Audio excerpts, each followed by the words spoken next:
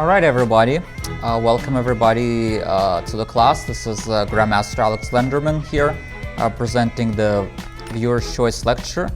And we're gonna start with the game from one of our members here, Perry. I know what I like against Sana Krishna Rao. And the person we're looking at their game is playing white. Do we have Perry here? Perry's downstairs. Should we wait for him? Because he was asking.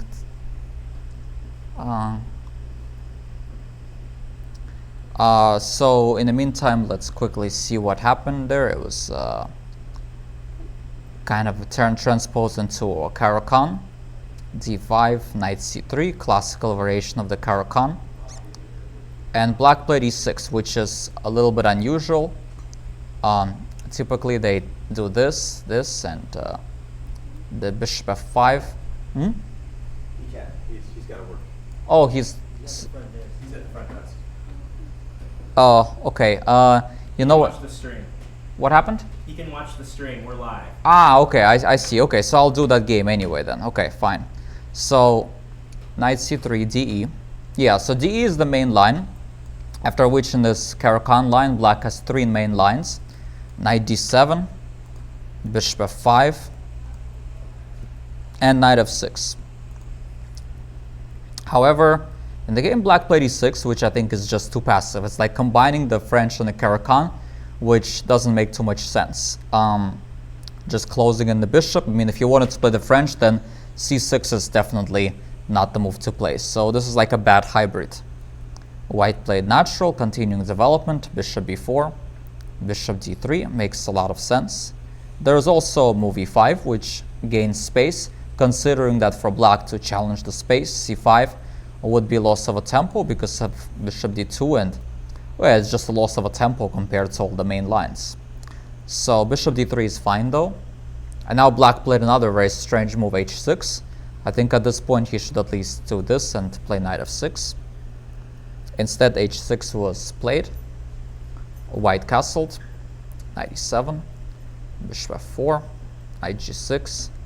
Bishop g3. Bishop d6. Queen d2.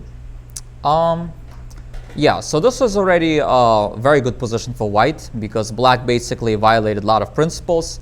Normally, we're taught as beginners to develop pieces, but in this game, black didn't do that.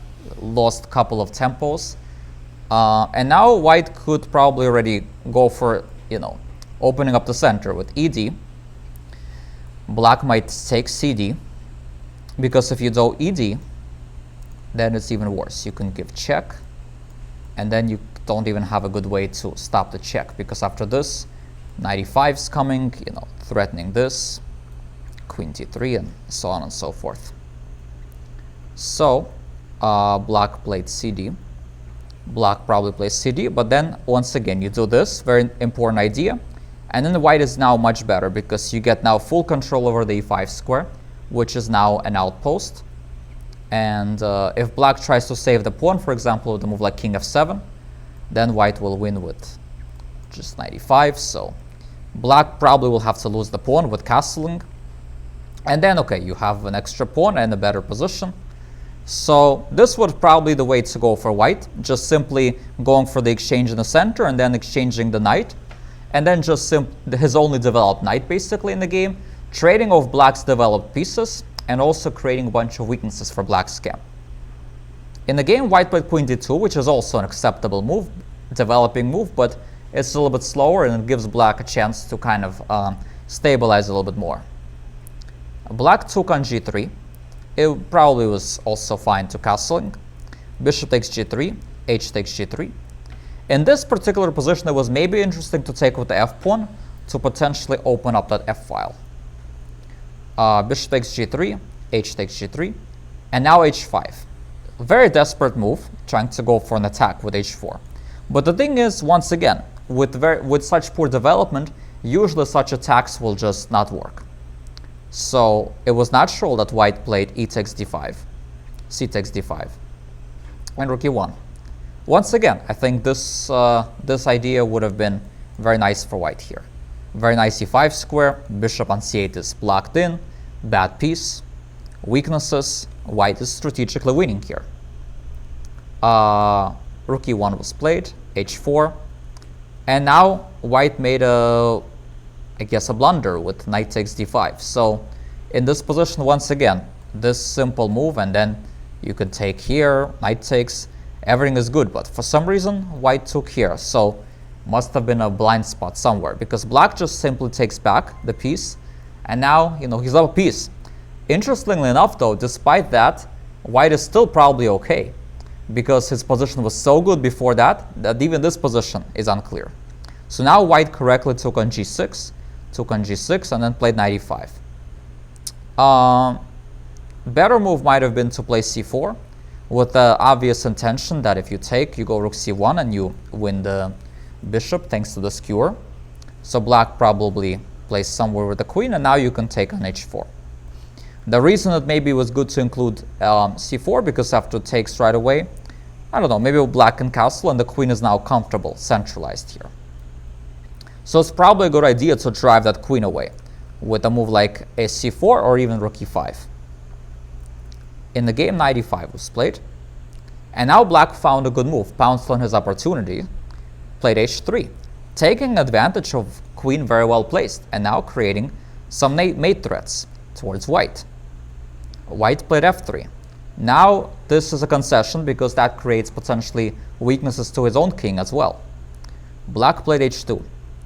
I think that move is a mistake from a practical standpoint of view, because now white can block that pawn, and that really eliminates a lot of black's attacking possibilities. It loses its flexibility. The thing is, white is not really threatening to take on h3. Black, in the meantime, has flexibility. He might take on g2, or he might go h2 in some cases. Why remove that flexibility? Why not just play a move like knight c6, completing the development, challenging this beautiful knight, attacking the pawn, just a very natural move, and putting the ball in white's court, seeing how white reacts to it. White can take on g6, sure, but now, after rook h6, knight f4, now you can go h2, king h1, queen takes d4, and black is much better. In some other cases, if white, let's say, takes here, you can take with the queen, with, again, better position. But okay, black played h2, still better for black. But now, he played a big mistake. Once again, it always makes sense to look for a move where you develop and you also defend. And also counterplay. You see, this knight on e5 is basically at this point white's most dangerous piece. So it's always a good idea to look for moves which would remove opponent's best pieces in the game. Either you have to look for a way to attack it, but in this case you cannot attack it, so at least you try to trade it off. And also developing your own piece along the way. And again, taking on g6, it's just a little inconvenience. You just go rook h4, knight f4, take here, and black is totally in control here. Instead of that, rook h6 was played. A very big mistake. Defending that pawn, which really was very weak anyway, but not taking care of his main issue, which is the queenside development. It's in very, very bad shape. And he's playing with a piece that's already developed just to defend the pawn. A very, very big mistake. So now white to play. And what should white play? White found a very good move here. Queen f4. Threatening queen f7, followed by queen f8, followed by queen takes g7. Excellent move by white. Now in this position, suddenly, white is winning. White just has a winning attack. Black cannot defend against all the threats. So you see how one greedy move like that can change the whole evaluation, even when you're up a piece. So black played king e7. That doesn't really help his case in any kind of way. Queen f7, king d6, and white played rook d1. I think rook d1 certainly doesn't spoil the win, but it was much more clinical to just go here and then go queen takes g7, winning that material, winning that rook and winning the game. If you're looking for like purely the best mathematical way to play, it was c4. Because the queen is suddenly in really, really, really short on squares. If you go here, after rook d1, you lose the queen. And after queen takes, materially it might look like it's equal, but white has mate in 1. Queen f4. Not a surprise. King being on e5 in the middle of the board, white has queen and the rook attacking, and black has completely undeveloped pieces all over the place. So black would have to go queen a5 if he doesn't want to lose the queen. But now white has a forced mating attack. c5 check, king d5, queen f4, and queen e4. Checkmate is threat, and the only way you can stop the mate is by just giving up pieces, and that will just prolong the mate. So that was the best way to play. Just go for the attack, simply creating some new, adding some new forces with the pawn, and the king is completely dead. Rook d1 is definitely a slow move, but the position is so good that it's still completely winning for white. Bishop d7. Now c4 was played. Very good. Queen a5. And now white played a pretty big mistake, going for this pawn which really is irrelevant, driving that knight from such a good square. Much better would have been a move like queen takes g7, attacking the rook. Or even better is, you see the king and the rook. You know, there's a reason we brought that rook on the d file, is that we have to try to open up the lines. King is open, we need to try to look for ways to open up the lines. So the best way to play here would have been d5, exclam. And this is just toast for black. There's just simply no way to prevent white from having a killer attack. Even variations are not necessary here. It's just clear that black is completely toast in many different ways. Knight takes g6 was definitely, still winning for white, but definitely losing the thread. Knight a6, c5, king c7, rook takes e6. I think instead of knight a6, black should maybe try a move like king c7, trying to flee with the king as soon as possible. Or maybe even a move like rook takes g6, just trying to somehow get rid of white's knight and try to somehow pray to survive here. It's completely lost, but it's not at least made right away. Instead, knight a6 was played, c5, king c7, and now white took, which is fine. Queen takes a2. And now white went for a line that's completely winning, and it's perfectly fine. Rook c6, winning the queen. And usually when you see a winning line like that, it's okay to just go for it. But for the big scheme of things, queen f4 was the best move. It actually led to mate. If king d8, we got queen f8 check, king c7. And who can find the mate from here?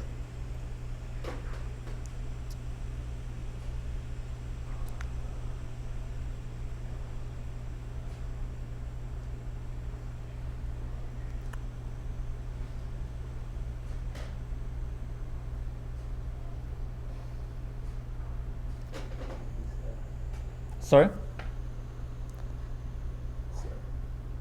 What did you say? Oh, okay. White has a forced checkmate in 3 moves, no matter what black does. It seems like the first thing is queen d6. Queen d6 is correct. Now black has 2 moves, king d8 and king c8. Let's look at king d8 first. White to play, mate in 2. Yes, Ben? Rook e8. Rook e8, very good, brilliant. Giving up that rook in order to lure the king into the vulnerable square, and now white has checkmate in 1 and 2 ways.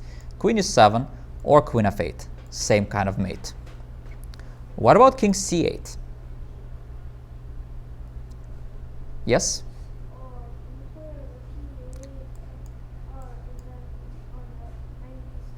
Very good.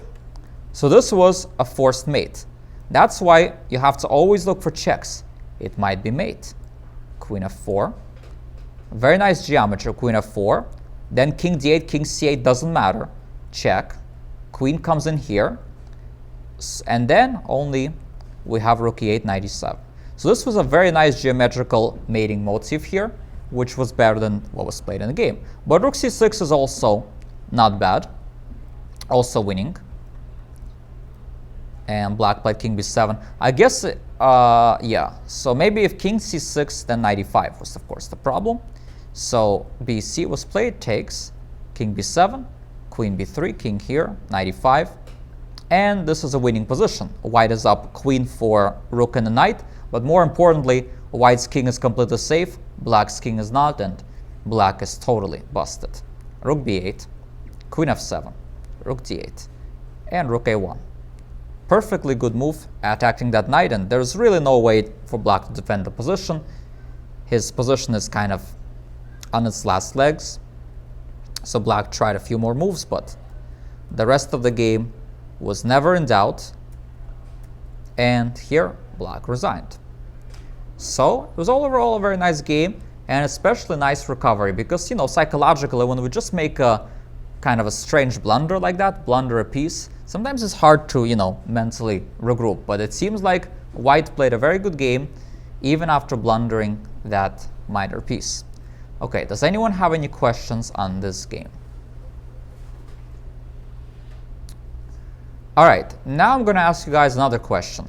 Has any one of you here submitted a game like maybe, you know, within a month ago, or maybe 2 weeks ago, last week, or any point? Because I wanted to, because I know that I see a lot of games here.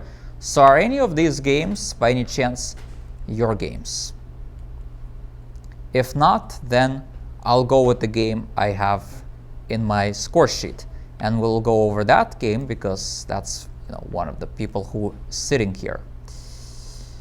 All right, so let's go again. Let's turn on, and let's see, Control 3. Okay, let me, 1 second. Let me get rid of that thing. Okay, perfect. Okay, so the game was d4, knight f6, c4, g6. So who can tell us what the opening is called? King's Indian. King's Indian, very good.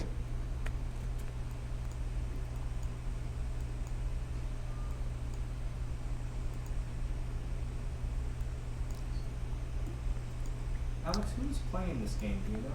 Yeah, so with white is Kaleb Gosdin, and with black it's Rupprecht. Peter what? Rupprecht. Rupprecht. Yeah. Yes.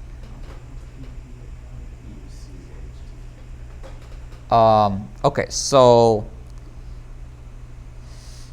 far we're following mainline theory here, and black played c5, which is a perfectly normal move here.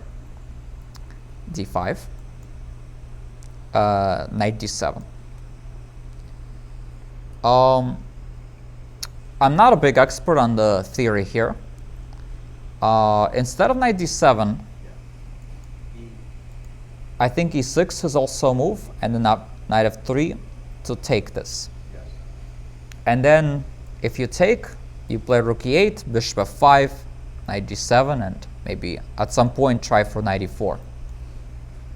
I've seen this played before, and if cd, also rook e8, knight d2, and then you got kind of a Benoni type position, which might be okay. I mean, this still requires precise play, but that might be another alternative. Also, maybe there's something to be said about h6 inclusion, but knight d7 is certainly a reasonable move. Knight f3, h6, bishop d2, a6, castles, queen c7, h3, and rook e8. So you were suggesting b6 instead, maybe, trying to go bishop b7. But I'm not sure. I think rook e8 makes some sense to try to play for e6 and then maybe try to take. But in general, my belief is that in these positions, that unless black creates counterplay, you're kind of cramped in these positions. So white played bishop f4. So his idea is now knight h5 is met by bishop h2. That's why he played h3 first and then gone bishop f4. In this position, black played knight e5. Okay, I think the move is somewhat reasonable. Knight takes e5, d takes e5. Bishop g3. Okay, so white wants to play f4, apparently. So black played an interesting move here, g5. The move is actually very interesting because even though it weakens the square, it's very hard for white to take advantage of it, number one. Number two, maybe at some point this will come. And number three, it stops f4. So the move is, you know, deserving attention at least. That's what I was thinking. h4, g4 makes a lot of sense, you know, not opening up the lines for white. Queen d2. Now if f3, I'm guessing knight h5 was your intention, right? Yes. So that was certainly, and if bishop e1, you can even go g3. So I was thinking, yeah, if queen e1, maybe, you know, white could have gone for this line, and it seems like maybe white is a little bit better because white is opening up some lines. Queen d2 was played, knight h5, and queen d1. So it definitely seemed like here white kind of lost the thread. Knight takes g3. Of course, it makes sense not to repeat moves because then white will pounce an opportunity and play another move like f3. So takes h5. You know, now I think black is actually doing okay because this bishop is kind of shut down and you're actually kind of stabilized. Queen d2, f6. Good move. Idea is prophylaxis against queen g5. Rook a d1. Queen d6, another good move, prophylaxis against d6. And here it says equals, so did you offer a draw in this position? No, I looked at it and it looked like this was an equal position. Mm-hmm. Yeah, because I know sometimes when you write on a score sheet equals, that means, you know, That was that's, notation. oh, okay, got it. Knight a4, bishop d7. Knight a4 was also a strange move. Queen a5. And now black is better because b5 was a nice move played. And now white is... He should have played knight b6, I think. We discussed this game afterward. He played knight c3. Yeah. So if he goes knight b6, what would you do? Oh, Queen c7, yes. And then he has to find the move b4. Exactly. Otherwise, he's losing with rook b8. And, He did fine, yeah. and then he's threatening this, and then you take. And then it's still very double-edged after a move like king h2 to threaten c5 and get out of check. Position is a mess. Anyone's game. There's even an interesting possibility that the engine suggests, not sure how good it is on a higher depth, but b4 right away, sacrificing the piece.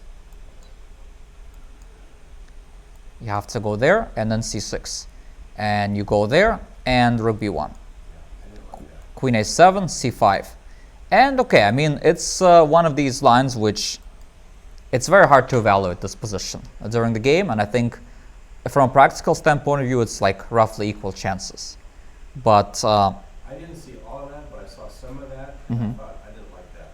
yeah, I mean, it's certainly during game it looks dangerous. Yeah. But it looks like you're not losing, at least it's holdable. But still, b5 was good, it's principal move. And your opponent just played knight c3, which is certainly now you're doing very well. Now you played b4. So I'm wondering here, I would be thinking very seriously here to try to keep the tension here. Because as at the moment, I don't think he's threatening a cb because you just take ab. The queen is very poorly placed. So why not just play a move like bishop h6? The idea being to try to come in here. So he might go king f2. And then, you know, you go king g7. I mean, what this does is it just keeps the tension. Because in some cases, you might want to go b4. In some cases, you might want to take. Open up the b file. But he's not really threatening to take on b5. So why not just keep the tension? I would also be thinking about a move like rook b8. That to me seems like a human move. And let him figure out how to play this position. It's not easy. You'll see all of this coming. But I would do all that without the move before. I just think it's not necessary because he's not threatening to take. And you have potentially, in some cases, options of taking on c4, which he has to worry about, which I think makes your play a little bit easier.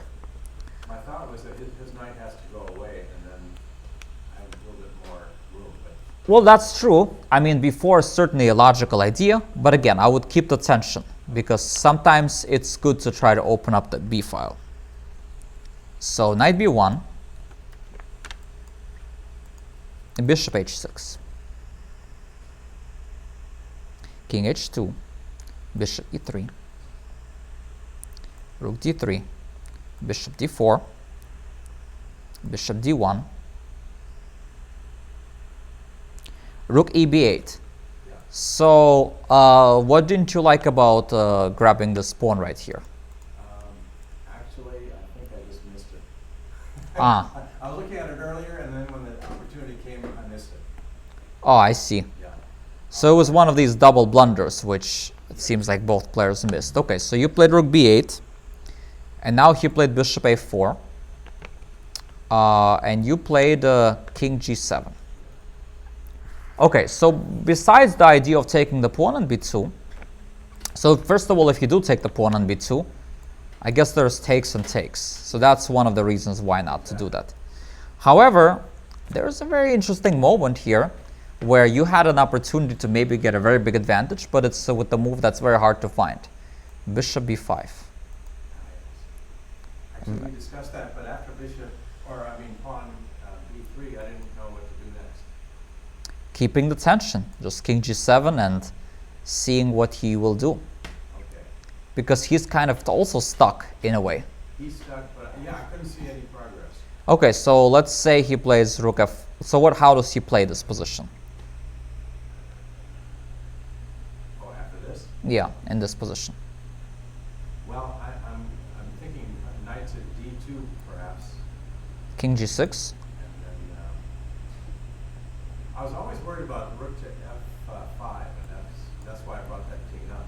Yeah, rook f5. And now maybe you can try to offer a queen trade. Yes, which came later. And then when you do trade queens, you still cannot really take on b5 because you're going to take and then you have pressure on the a file. And then you could try to, at some point, break through slowly. But of course, such a position anyway, it's kind of, that's why I wouldn't have played before, because once you play before, you kind of take away some chances too. Okay. But okay, king g7, still not a big mistake. I did the king move because I expected the bishop to be exchanged, and then the rook comes up and wins the h-pawn. Yeah, exactly. Yeah, no, that makes a lot of sense. It's certainly very logical.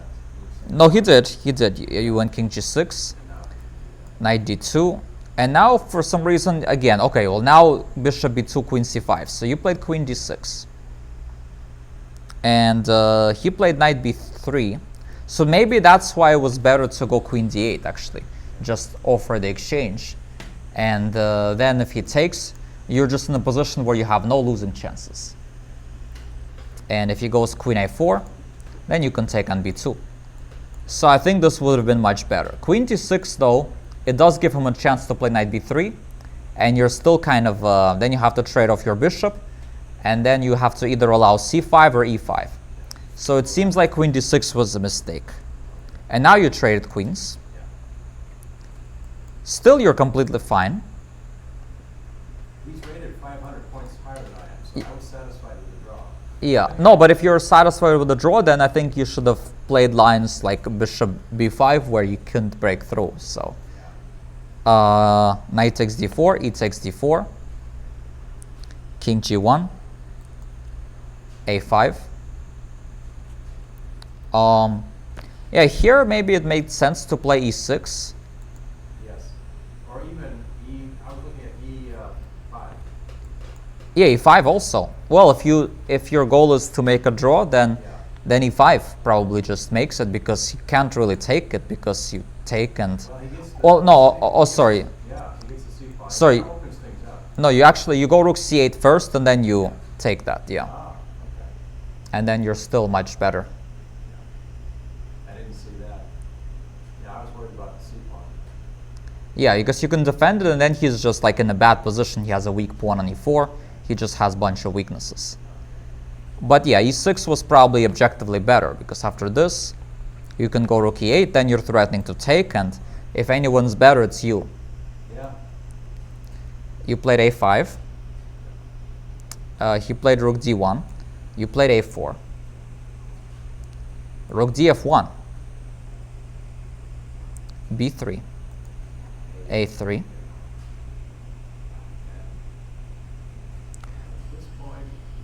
And now, oh yeah, here it looks like, yeah, you should have played e5, even if it doesn't quite work, but it's at least it's complicated and it's okay for you. But here you played rook c8, and that move was a mistake, because white now could play. I think that was E8 actually, but either way it was a mistake. Oh yeah, sorry, it was d8. But that's a mistake. Why? Because white can now play which move? Except for you. Okay. What's the best move for white now? Why is this move inaccurate? Rook d8. Yes? Very good. Now white plays e5, and he gets a better position. Yep. Both of us missed that though. But instead, yeah, in the game, after rook d8, We were in time pressure. We were down to 5 minutes here. rook 1 of 2 was played. Yep. And now it was rook h8. Yeah. So it's still both players missing the idea. Yep.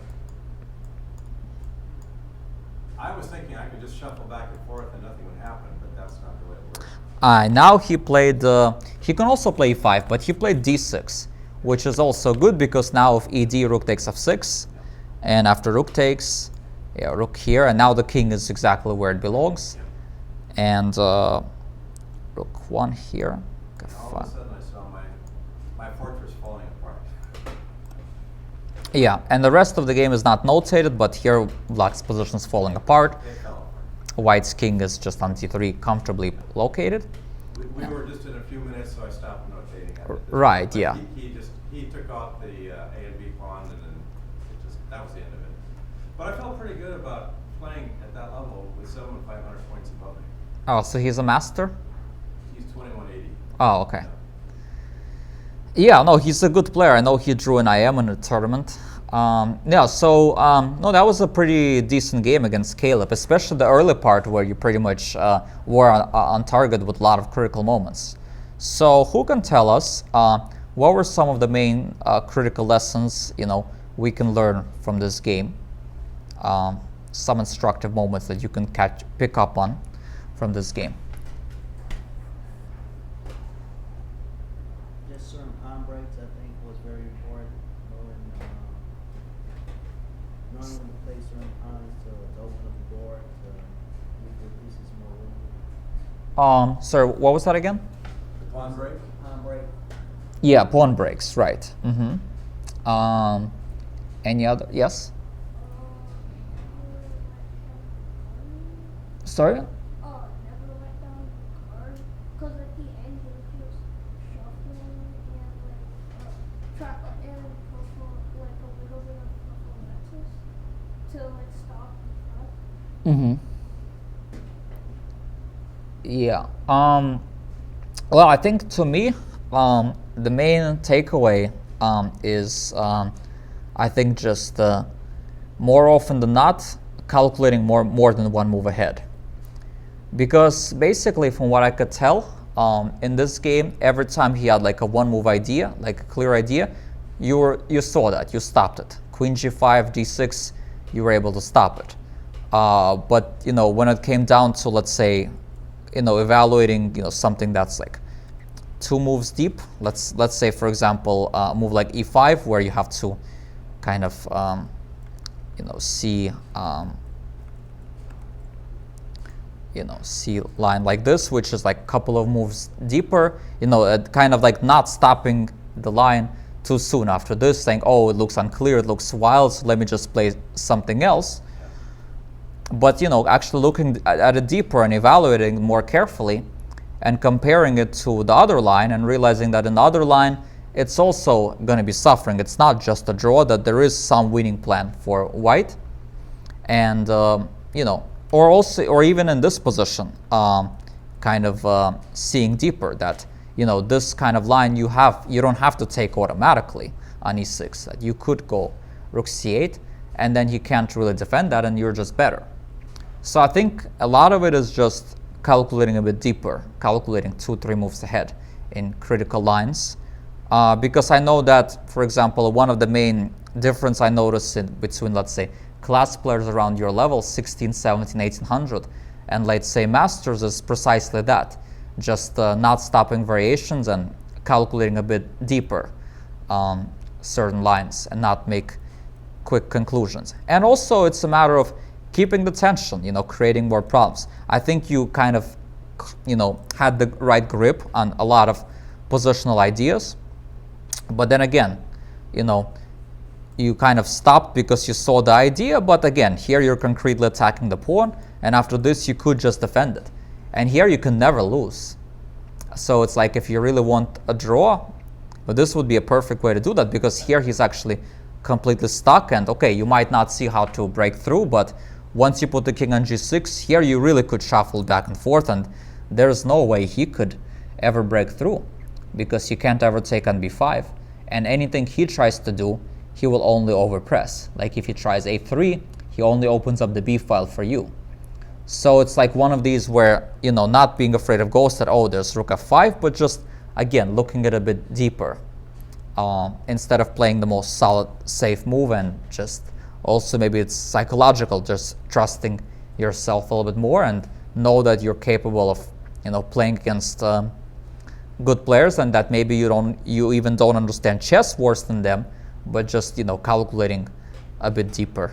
Is there a way to do that kind of, how do you practice to be better at calculation, like what you're talking about? I think it's just reminding yourself during the game. I think it's just a matter of not making quick conclusions and not stopping too soon. I think it's just, when you see a move that you think that is very interesting and you like it, your intuition tells you about it, you like the way it looks, don't cut down on the variation once you see opponent's idea. Because a lot of it is that, players, let's say between 1600 and 2000, they usually see opponent's ideas. But, the next step after that is, to evaluate whether your own idea might be stronger. It's like you have to notice your opponent's ideas, but you cannot bow down to them. Even if they're, 2200, you still have to think that your idea might be stronger. You have to have confidence in your own ideas. You have to notice what opponent's trying to do. You have to, for every move that you're calculating, you have to evaluate what opponent might do, but you don't stop there. You calculate, okay, what can I do if my opponent does that? You try to kind of, find the solution to your opponent's move. And that's why I'm saying calculating more than one move deeper. And that's kind of the hardest part in chess. Like the first step is, a beginner usually plays the first move he sees, or he or she sees, without looking for a better move, without seeing what opponent can do. The next stage is, not playing the first move you see, but looking at different options and also paying attention to opponent's ideas. But the next stage after that, which, pretty much leads you to expert or maybe master level, is to notice, okay, if I do this, my opponent can do this, but what happens after that? Is it all that clear? I kind of trying to understand, if my opponent does this, what happens after that? It's and that requires, of course, calculation, and that's, once you improve on that, then your level should definitely go up, I think. Is there a way to improve visualization like that when you're looking 2, 3, 4 moves deep? Okay, so one of the ways that I think visualization could be improved on is trying to solve maybe studies. Because studies, you have to kind of, a lot of visualization with studies. So, and also a lot of creativity. So studies could help with that. Sometimes start with the very basic ones at first. Also just doing more puzzles, more tactics, more calculation. And another method that I know is helpful, at least I, recommend it to students, is, to some students, is, let's say you have, and that can help with memory as well. remembering what you've looked at, is to, let's say, take a game, look at it for 3 minutes, right? Go through it for 3 minutes and try to remember how the game was played out. And I would say for a player, under 2000, I would say try to play over a 15 move game and try to be able to recollect it and, be able to reproduce it. But for somebody higher, then maybe it's like 20 moves and then 25 moves, or for me as a GM, 30 moves. And I think it depends on, your level and so on and so forth. Some people could probably even do 40, 50 move game, someone like Magnus Carlsen, maybe. But yeah, it just depends. I think they're all different, ways you could improve on these kind of things. But I think there are many tools. It's just a matter of really forcing that brain to work at it and on a regular basis. And then during a tournament game, the brain will not betray you. And of course, it's psychology. I mean, you have to really, not give too much respect to your opponents, but believe you can beat them and really have confidence in your ideas, especially if you've studied. And, and that's, without that, it's kind of hard, of course. There were a couple points in that game where I was actually thinking I was ahead and I was playing for a win, but I couldn't see, the decisive move, the one that wins it. And then as it went along, I realized, well, I'm very satisfied with the draw against somebody rated that much higher, so I'll just, defend and create a barrier, a fortress. Yeah. But it didn't work because of that. I missed that one move, the E5. Well, there's also the D6 idea eventually as well, right? There's several ways to be broken. As Magnus Carlsen once said, fortresses are meant to be broken. He doesn't believe in fortresses. Yeah. I remember, I had this experience when I was playing in 2012 in the US Championship against Hikaru Nakamura, and I had a comfortable position, but I wanted the draw in that game too much. And I had an opportunity to play for a win. I had breakthroughs, which would give me an advantage. But instead, I played it in the safest way, trying to just shuffle back and forth just to get a fortress. And eventually, it got broken down. I still ended up getting a draw, but only after he missed some opportunities. So I think, fortress is only, you have to really be sure that there is no way to break through, because usually passive positions kind of are meant to be broken. So usually it's only, you go for that only if you're definitely either sure it's a draw, or if you really don't see anything better at all. But usually it's not, what you really want to do, is to give your opponents free game like that. Well, that game just happened yesterday. I was still proud of the game, even though I lost. It was a casual game, right? Or is it rated? It was a rated game. Yeah. Oh, it was a rated game? It was that Wednesday night tournament. Oh, I see. Yeah. Interesting. All right, so we still have a little bit of time, so we can do a few things. We can either go over one of these, or maybe if you guys have any general questions for me, like in the opening or anything, we can certainly discuss that as well. So it really depends on what you guys prefer to do. Another game would be nice. Okay, another game. Okay, so let's try game from Nicolas. I don't know what game that is, but we'll go over it and see what happens.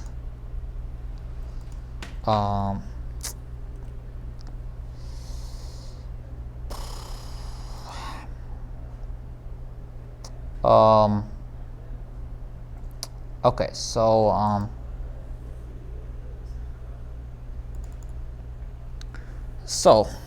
let's go over that game. E4, E5, knight F3, knight C6, bishop B5, A6. So this is a Ruy Lopez.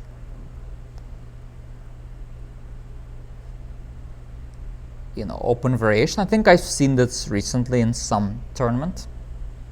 D6, it's pretty solid.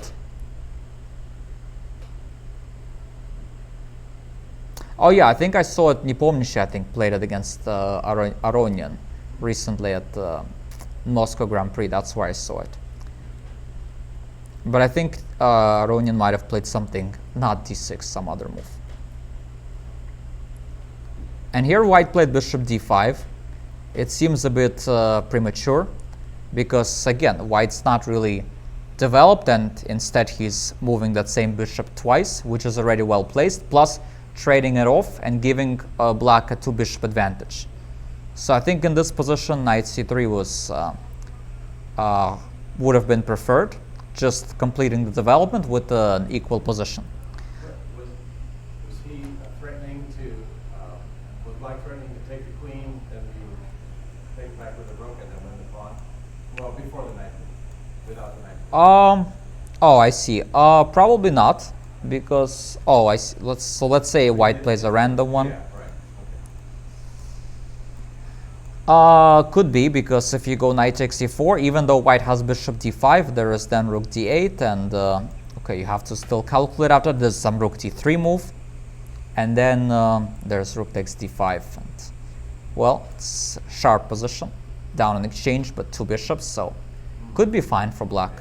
So yeah, I mean, it's one of these things which requires deeper calculation. Just bishop d5, rook d8, rook d3. So yeah, okay. Well, in the game he played bishop d5, and now for some reason bishop b7. Okay, well, I think it was better to either go queen d6, playing bishop b7, defending the pawn, or maybe if you want to sack the pawn, you play it like this, and then go here, and then you cannot hold on to the pawn, because if you go there, you just go g6, and then you take this. So, or even rook e8, play for compensation. So that would have been better, but bishop d7 was very strange in this position. Rook takes e5, bishop d6, rook e1. There's maybe something to be said about rook e3, but rook e1 certainly natural. Queen h4, g3, queen h3, queen f3. And now black correctly keeps the queens on the board because he has an attack. So it's actually becoming very much like a martial attack position. 2 bishops, weak light squares. Yeah, and here white is already worse, but knight d2 kind of makes things even worse. He should have first played bishop f4 and then knight d2. Even though it doubles the pawns, but it wouldn't have been as bad. Bishop h3. You could play some g4. It's not losing right away, apparently. But it actually looks very bad. I mean, so, I don't know. Maybe bishop e3 would have been still bad for white. Bishop f3, queen here, and then f5. Already a very bad position for white. But this is not making it better. And now black played here. Although here, for some reason, this happened, but this would have been much better, just winning a piece. But instead, this happened. Queen takes g4. Yeah, so this was a little strange, but okay. It's not much to look at, but a couple of critical moments. All right, let's see this game now. Another game. This is called, I think, the Saemisch variation of the Nimzo-Indian. Pardon me, Alex. Could you start over? I missed the beginning of it. In the Nimzo game? Yeah, just this game right here. Okay.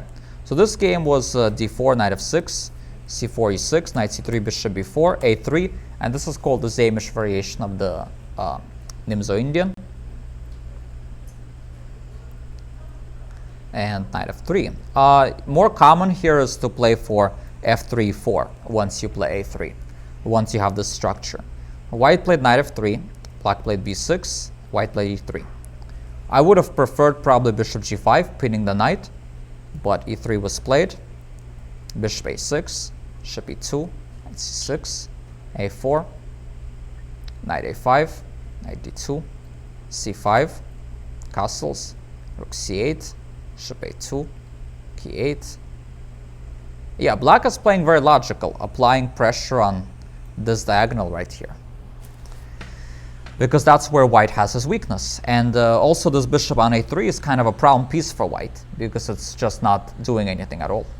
queen c7, bishop d3, e5. Also a very logical move. Maybe d5 was even better because now that this pawn is pinned to the bishop. So certainly white should try something like e4, trying to go for e5. And then black can now play e5 or d6. But white played bishop d3, black played e5, d5. And here a nice missed opportunity for black. What should black do here?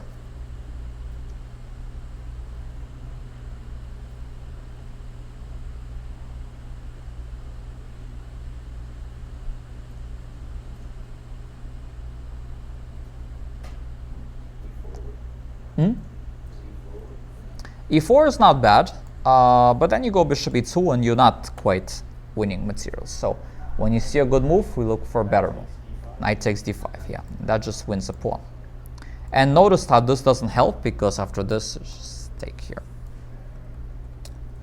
So d6 was played instead, queen c2. I would have probably preferred e4, queen c2. f4, pretty logical, you know, trying to open up the f-file, so definitely logical in a way. And now black played for e4. Very interesting move, realizing that after you take twice, there's knight takes c4, and suddenly there are some problems. So it was probably better to go back, but then knight takes d5. So e4 was a very nice move. So it turns out that f4 was a mistake. You know, you had to play e4 in this position.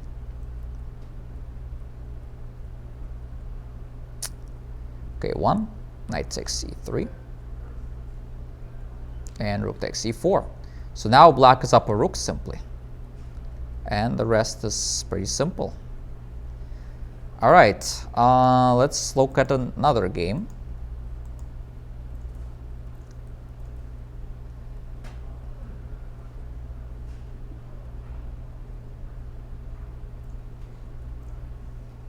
Yeah, so who can tell us what would be the best option for white here? Take on e5, yes, of course.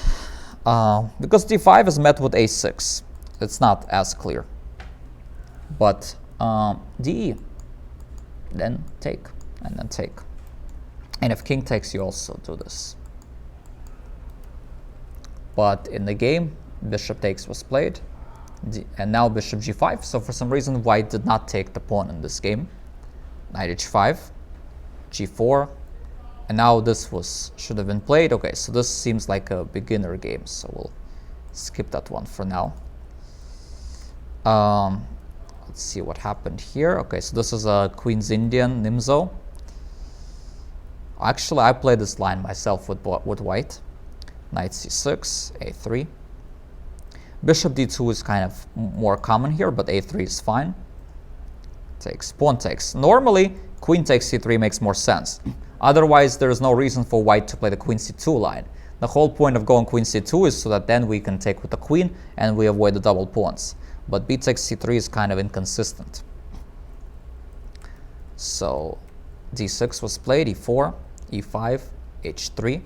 Okay, that move is logical to try to stop bishop g4. But I think it's inaccurate, because what can black do now in this position? What would be a good move for black?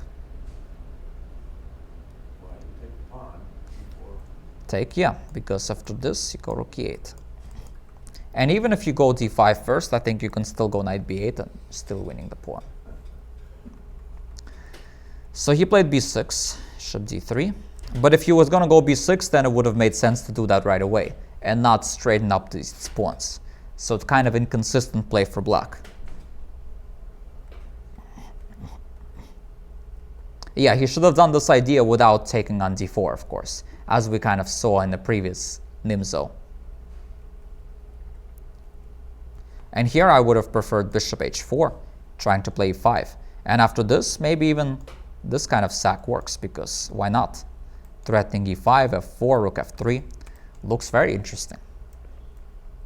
But instead of that, bishop takes f6, queen takes f6, e5, de, knight e5, rook d8, but now black is totally fine. Has very nice pressure on d4, trying to play c5, bishop f5, queen d6. Yeah, here, oh yeah, there's some knight d7 idea. Here, So black played queen d6. Ooh, and this one is very...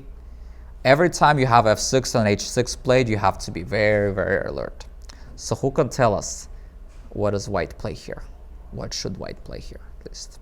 I don't know if that was played, but what should white play? Yes? Very good. Bishop h7 and then knight g6. And it's totally winning. I'm wondering, there's also a move c5, but then I guess you just take. It doesn't see, because after check there's c4, so I don't think that works. Let's see what happened in the game. So this happened in the game. This did happen.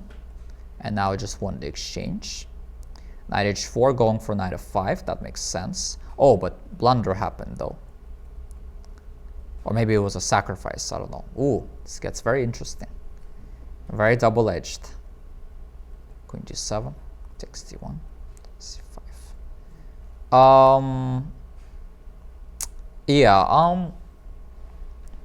How would I try to defend that? Position is still very critical for black because rook e1, rook e7 is just coming. Unfortunately, rook e8 is met by knight takes g7 for black.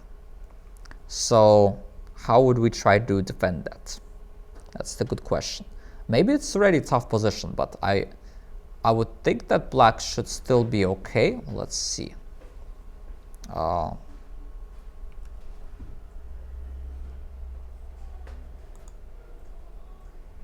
Yeah, I guess black is still losing. Yeah, you have to go king f8, but still rook e1 and black is in trouble. Second. Is it white's turn here now? No, it's black's turn, sorry. Okay. So Can you get rid of knight c6? Yeah, so amazingly enough, it was probably not better not to take on d1, which is a little bit counterintuitive, but here it's already hard to say. What did you say? Knight c6, guarding e7. Knight c6, I think I'm still going rook e1. I mean, the problem is it's not just e7, it's also h6 is hanging and it's just the whole big attack. King h8, you know, you can play rook e6, trying to take the knight. It's just too many weak squares somehow. Rook g8.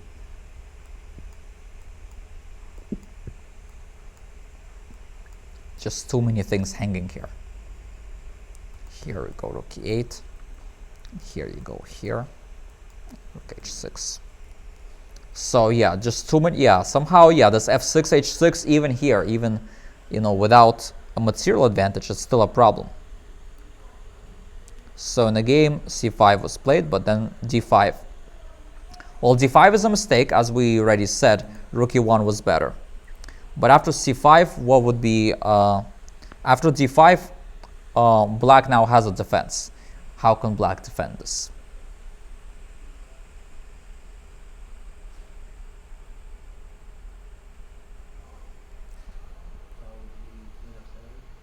Queen f7, knight takes h6.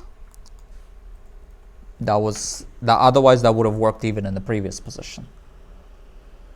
well, the threat is still rook for white is rook e1. Yeah. Okay.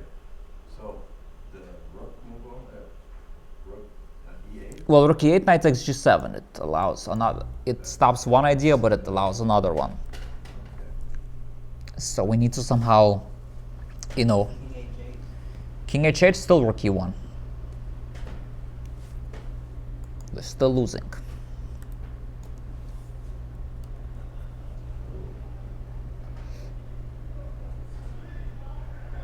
So there is only one way. Queen e8. Queen e8, queen takes g7 is mate. Oh yeah. Yeah.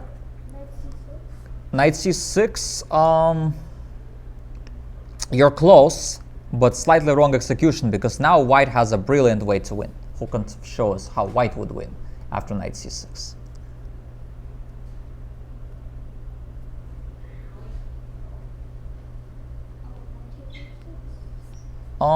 Be better than knight takes h6. Knight takes h6 might also be close to winning, but it's not so clear. But a way to win, just winning. So d6 isn't good enough. d6, go knight e5. You know, now the knight gets to defense, and that's kind of what black wants. So again, we have to look 2 moves deep at least here. At every line, check capture threat, you have to look 2 moves deep. 2 moves deep.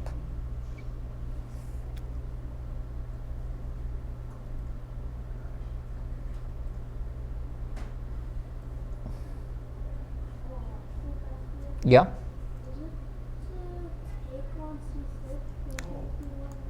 Yeah. Just that, yeah, because now you can't even go back and there is no really good defense against the mate. Yeah, so that's why, again, you know, just because you see queen d1, you don't stop. You continue after king h2, and what does black do? So that's why we don't go knight c6, we go knight c4. Same idea, knight e5 stops the mate. That's why d5 was a mistake. It looks like fine, but now suddenly black has that key e5 square, and now rook e1 is met with knight e5.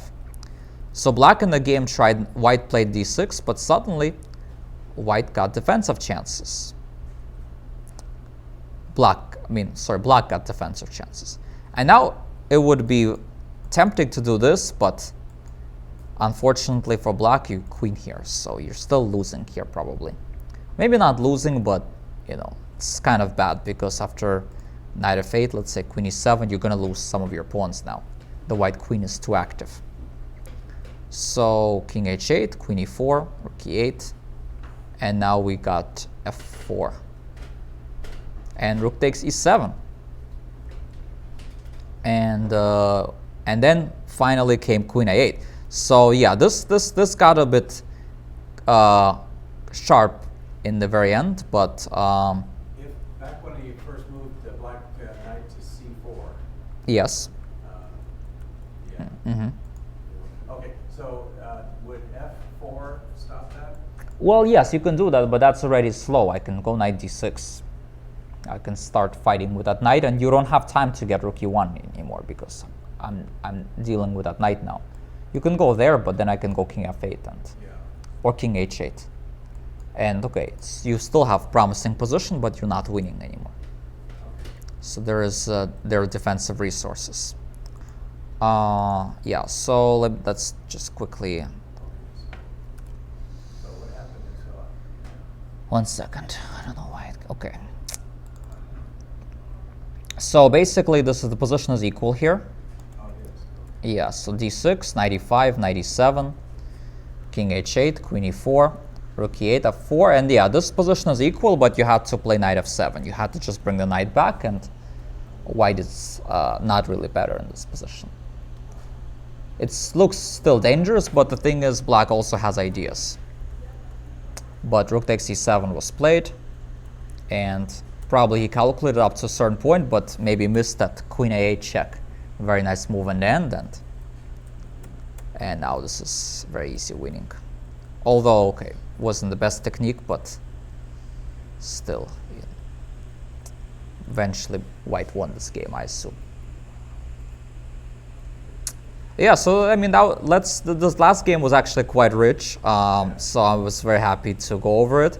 Certainly some interesting tactical moments. So with that game, let's finish on a good note, and thanks everybody for coming. Does anyone have any questions for me?